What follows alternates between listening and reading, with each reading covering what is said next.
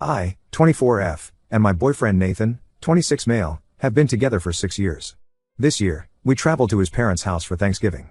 For context, Nathan is one of 4 brothers: Alex, single; Jack, married to Jill; Nathan, me, and Luke, married to Millie, with a nearly 2-year-old.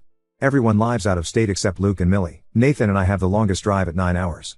Here's the issue: Nathan's parents, Mary and John, have only 2 guest bedrooms. 3 couples tend to visit at a time, meaning someone has to sleep on an air mattress in between the rooms. The first year I visited, I was told they'd rotate who gets the air mattress to keep it fair. But after 3 years on it, we were told it was now first come, first serve. Nathan's job doesn't allow much holiday time, so we're almost always last to arrive and stuck on the air mattress. While annoying, we understood, it seemed logical. This year was different. Nathan and I got Monday through Thursday off and would arrive first. I talked to Mary about how we were to finally get a bedroom, and she laughed, saying, "Yep, first come, first serve." Millie, who I've grown close to, knew we were thrilled about the prospect of getting a bed this year. She even decided to come early too so we could hang out, and we planned I'd take the twin room, and she'd take the queen. Here's where it gets frustrating. The day we left, I texted Mary our ETA. A few hours later, Millie texted me, saying Luke had spoken with Mary, who mentioned Jack and Jill would get the queen room and Luke and Millie the twin room, leaving Nathan and me on the air mattress again. Luke called Mary out, reminding her of the first come, first serve rule, but she suddenly claimed she never said that and justified her decision because Jack and Jill would be staying an extra day. For context, Jack and Jill were arriving a day later than us, so this reasoning felt like an excuse. When we arrived, Nathan brought up the rule again, but Mary got defensive, claimed she didn't remember ever saying it, and refused to budge. I said several sarcastic comments as I felt this was really unfair. I pointed out rules are rules, until they didn't serve Jill. And that we always do it a certain way until that means Jill has to take the air mattress and she could come up with any justification, but that doesn't make it fair. I even pointed out it's silly for us to now have to board out dogs, and drive 8 hours before anyone else got here just to change the rules now. She had plenty of time to bring this up with our many conversations leading up to this. She became increasingly sassy about the situation, leaving us feeling defeated and, frankly, a little targeted. Ida for speaking up over thinking Mary unfairly changed the rules to suit Jack and Jill, and that we're always stuck with the short end of the stick. Update 1. Later Monday night, Nathan spoke to his mom, and we did get the bed for the one night before Jack and Jill arrived. Initially, it was only offered for us to move the air mattress into the queen bedroom for the night, but Nathan pointed out that we were being made to sleep on an air mattress when a bed was readily available. The next morning, Nathan had to run errands where we used to live before we moved. While he was gone, I washed the sheets and remade the bed, even though Luke and Millie told me I didn't have to wash them, just remake the bed. While everyone in the family is very clean, Mary always insists on washing the sheets between visitors, so I did it out of respect for her preferences. Millie and Luke even offered for us to take their bed, but honestly, it wasn't just about the bed. It was about the promises that were made and then retracted, despite these rules being in place for years. It was also about the gaslighting and the fact that Mary didn't tell us ahead of time, even though there were so many chances to do so. As close friends to Luke and Millie, I didn't want to put them in the position of being uncomfortable on the air mattress either. While I've never had a child myself, I know your body isn't the same afterward, especially your back. We ultimately agreed to move the air mattress into Luke and Millie's room since they had a heater, and it gave us a little bit of privacy. We tried to make the most of the holidays and enjoy our time there despite everything. Later, Mary mentioned plans to get 2 pull-out couches, one for the area between the rooms and one for the twin bedroom. While this was thoughtful, it still didn't address the issue of changing the rules to suit others. Mary has already stated that we'll have a bedroom for Christmas, but if this promise is broken again, we won't stay at their house in the future. Nathan and I have decided that if we don't get a bed for Christmas, we'll stay in a hotel. We're still planning to go because it's Luke and Millie's son's birthday. For Thanksgiving next year, if there isn't enough room, we're staying home. However, Nathan and I are currently planning on getting a house, and Luke and Millie suggested that once we do, we could host Thanksgiving there.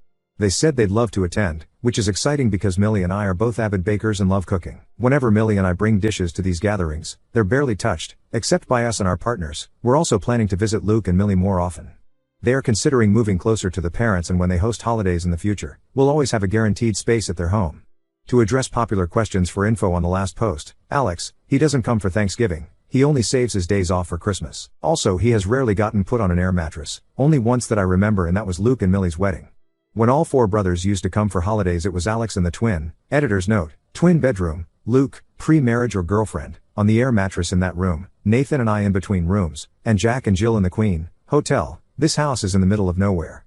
Closest decent hotel is around 1 hour. The main draw of visiting is everyone, except parents, stay up late all evening playing board games, D&D and drinking. We used to do a drunk gingerbread making contest. As for the distance to a hotel, that would mean missing out on hanging out, and there are no Ubers here.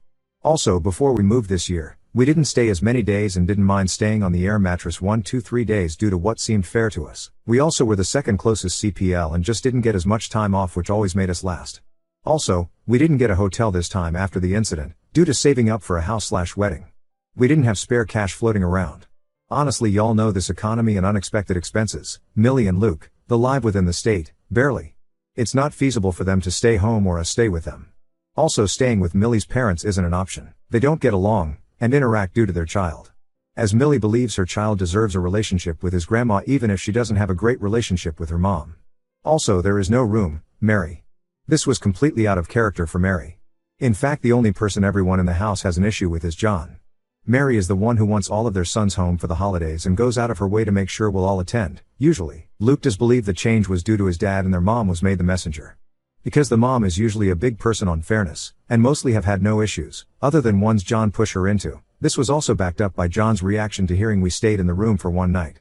Before this interaction, Mary is one of 4 people that I've stated I'd take a bullet for, due to her normal kindness, Jack and Jill. Most in the house has had an issue with them. Previous holidays they have thrown a fit due to us voting on where to eat and none of us wanted to go where they chose. So they refused to eat with us. Jill is the main issue of this and similar things happen every time. This year Millie asked if we could play the board game in their room one night as she was on the phone with her sister playing an online game, and we didn't have much room due to the air mattress. Jill stated she wasn't willing to, and either it was in our room or they weren't playing. They are also the reason we have to board the dogs. Their dog is aggressive and with a small child it's not safe. However, if they aren't attending we are allowed to bring our dogs. Update 2. The update is, we broke up 2 weeks before Christmas. After coming back from the holidays, we had a fight. Initially, we decided to work things out, and for a while, things seemed to be improving. He even told me he wanted to propose at Christmas, and together we picked out a ring online. But just before checking out, he sighed and said he wasn't sure about us and wanted to end things. I'll admit it was heartbreaking at the time, but honestly, it was also freeing. Looking back, I think I'd been holding on for too long to a relationship where I was giving up so much of myself just to make it work. Meanwhile, I was the only one working on us. A lot of the comments on my previous post called me a doormat, and while it stung, they weren't wrong. I'd been bending over backward for him and his family for years, and this breakup was the wake-up call I needed. After everything, I moved back to Tennessee to stay with friends. And yes, I know it's quick, but I've already met someone new, a guy I really like. Some people might say it's too soon, but I think I checked out of my last relationship long before it ended. While I'm not completely healed from the damage my ex caused, I feel like I'm finally rediscovering myself and what I deserve in a relationship. This Christmas was surprisingly joyful. I spent Christmas Eve with my friends, my new boyfriend, and even got to meet his mom. On Christmas Day, he came with me to meet my family, and it was one of the best holidays I've had in years. But, girl, come on. You're going to go from not being able to stand up for yourself and bending over backwards for a family/your almost fiancé, and we're picking out rings when you say you were already checked out of the relationship, into another relationship? Why are you so scared of being alone? Get some therapy and date yourself. This is the exact situation so many women end up in absive relationships. Left one relationship they were a doormat in, moved and uprooted their lives, then bam, here's this once in a lifetime love bomber who they throw themselves into instead of dealing with all the shit that got them into where they were at the end of their last relationship. Love yourself instead. Everyone is saying it's too soon cause it is. With your clear personality type/flaws, this is going to be another few years of absolute disaster. 1. I've wasted 6 years on this relationship and I deserve a chance to be happy in one, when I choose to be in one. 2. I've regularly been in therapy for 3 years. I'm aware of issues I have and have consistently worked and improved on them. 3. I know exactly what got me in that situation, and we've been on the rocks for 1.5 years. Things became rocky due to me standing up for myself and enforcing boundaries. It was my fault for believing he'd change after he would for a short period of time, which kept me in this cycle. Some things weren't clear to me due to my distance from friends and family, and being stuck in this cycle. It took the cycle ending to truly appreciate how much I had been through unfairly. 4. I do love myself, either in a relationship or not. While often too kind and forgiving a person, I would rather accept that and its consequences sometimes instead of being jaded. I enjoy the type of person I am. 5. I am taking it slow with this guy.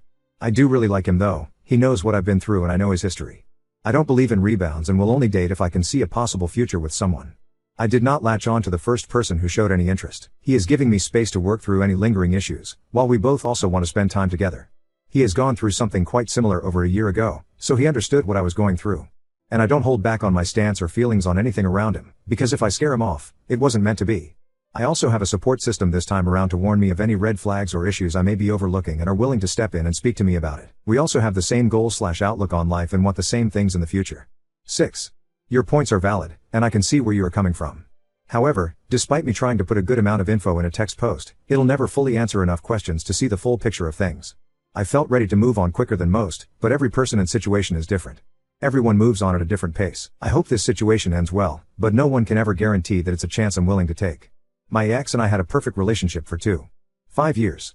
I'm not going to hold myself back and fear everything for the chance it may happen again. Now on to second story. Let my desperation for connection spiral into stalking, believing I was just being a nice guy, but ended up terrifying her. I am what you'd probably consider a textbook incel, not necessarily the women-hating type but the stereotypical young fuck-up kind. Socially inept, sexually and socially frustrated, immature, no talents, no friends, no job, barely scraping by, never had a GF yada yada, you get the picture. I'm 21 now but this story is from when I was 19. For some years now, about 5 or so, I've been on a negative trajectory. I started isolating from my friends during the beginning of COVID and never really recovered. I lost touch with all of them and basically lost the ability to connect with people. Safe to say I have no friends anymore, not even acquaintances, not looking to score pity points, just trying to paint the stage. It had been this way for almost 3 years before I began my first year in university. I was optimistic in the beginning thinking that it's a new world, I'd meet plenty of people and I'd have to make some friends along the way. A whole semester had passed and I couldn't even make an acquaintance. I started second semester with a very cynical outlook thinking it's just gonna be like high school all over again. By this time I had really started resenting living. I can't really do justice to just how much I resented my loneliness. However, on the first day, I met a girl. You can see where this is going. She was very forward and clingy right off the bat. That is how I perceived it anyway. I'm not exactly an unbiased source but she just took a type of interest in me that nobody has in years. I appreciated that since I am not good at maintaining relationships, especially new ones. But like I said, I was pretty cynical for my first year so I figured she'll keep this up for about a week and then she'll realize how boring of a person I am and she'll move on and that'd be the end of that. Surprisingly, she stuck around. We almost spent all of our time on campus together. I got to know her more than I've gotten to know anyone else in years and she got to know me more than anyone else in some years. 1 month passed and I was overjoyed that this might actually last. She was asking me to join her classes and grab lunch after class and whatnot. I really can't do justice how much all this meant to me. It had been so long since I've hung out with anyone, let alone someone asking me to hang out with them. This is honestly the happiest and the only happy memory I have in 5 years. Over the course of the next few months, she started asking me to do little favors for her, nothing major, just every now and then. I didn't mind at all. Like I said, she was like the best thing that had ever happened to me. For the first time, I was truly happy. Over time they became more frequent but whatever, I'd do anything for her. I'm not saying this to paint her in a bad light, the importance of this detail will become clear later on. So far, we were only friends really. I've always wanted a girlfriend but I figured she's probably not into me that way which I didn't mind. Beggars can't be choosers. But over time, I started to feel like maybe she was into the idea. Small little cues like calling me cute and asking me if she made me nervous. One time she told me she wanted me to take me somewhere and she walked me to this desolate little pond and told me every time she comes there's people kissing. I thought that was a strong message that she wanted me to kiss her. I was probably going to but a raccoon started chasing her so we had to leave. I didn't really mind though. I wasn't in any rush to get physical. But I saw that event as a sort of pivotal moment in our relationship from where I stopped treating it like a friendship but more so as an innocent mutual crush kind of thing. Looking back, maybe all of this could have been avoided if only I had just clarified my thinking. Regardless, months went by and I fell harder and harder for her. We were talking every day, I'd go as far as to say, we were close friends at the very least. I had never been so happy in my life. I didn't even know it was possible for me to be so happy. I wanted to make it official before the semester ended since we wouldn't see each other during the break as we lived in different cities. But life got in the way and she couldn't meet me. I asked her to stay after the exam so I could tell her but she said she had to go home. I was slightly annoyed since I'd always make time for her regardless of how much it interrupted my schedule but whatever. I didn't want to pressure her and risk scaring her away but I really wasn't excited about the prospect of having to wait 4 months to tell her given I didn't want to do this over text or phone call but I figured we'd probably stay in touch. And I could probably hit the ground running the next time I saw her. I was wrong. We were talking every day and then just like that. Nothing. I waited assuming she was probably busy, but after school ended, I never received any kind of communication from her whatsoever. I figured maybe she doesn't want to annoy me so every now and then I'd text her. She'd give extremely quick conversation ender type replies. The cognitive dissonance drove me insane. I felt like we were close, and now suddenly, it felt like I was some creep trying to slide into her DMs. It drove me insane, truly insane. In my paranoid, hurt state, I rationalized it as her leading me on. That's where the favor thing comes into play. She was always asking me to do things for her, and I did. Even if it severely impacted my schedule, I did it, no questions asked. In that state, I rationalized it as her consciously weaponizing her affection to exploit me. She was a smart girl, smart enough to know that I was desperate, smart enough to know how I'd do anything for someone to care about me. So she made it seem like she did and I'd do whatever to keep that. It all came to a breaking point in the middle of the vacation when I confronted her over text and she seemed rather indifferent to the fact that I was as upset as I was, and then came one of the single, most embarrassing, shameful moments of my life.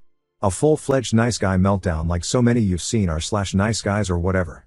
I wasn't vulgar about it, but it was the single most pathetic thing I have ever done in my life. Literally from the next day, I wanted to beg for forgiveness. But we weren't on speaking terms. I knew I couldn't just approach her in public and do this, so I kept texting her apologies, which just made things worse. She told me to stop contacting her. I know I should have stopped right then and there, but the guilt was eating me alive. I really didn't want her to hate me. She was the most important thing in the world to me at that moment. I couldn't bear the thought that I'd just become some fake nice guy in her head. I kept texting her apologies after she told me to stop contacting her. It's so dumb looking back. I know now I should have stopped, but I didn't. She kept ignoring me. I waited a couple months till her birthday and I wrote her a card apologizing, to which I also didn't get a reply. And a couple months after that, I wrote an email again apologizing.